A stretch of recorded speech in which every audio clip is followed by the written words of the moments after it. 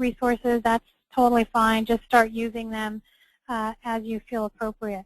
So what I'm going to do is, let's say I was trying to get to Nancy Pelosi as a legislator that I wanted to speak to.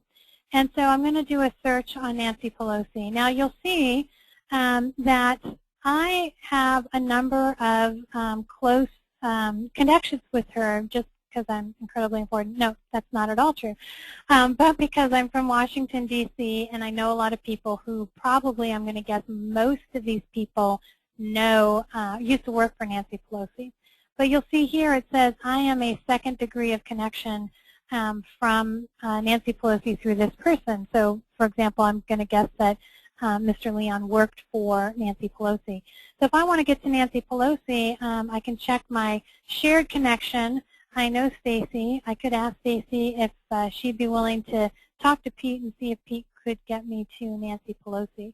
I don't suggest you all do this for Nancy Pelosi.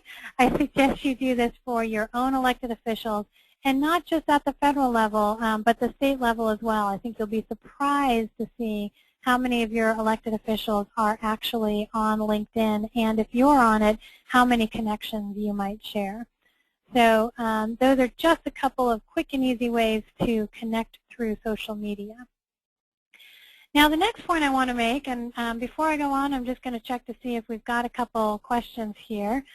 And I do have a comment here, a little frustrated about having sent messages to your congressman and the number of canned responses indicating that they appreciate support on the issue, which is the complete opposite of what was written, that people aren't reading for comprehension. Maybe that's you know, an argument for literacy programs.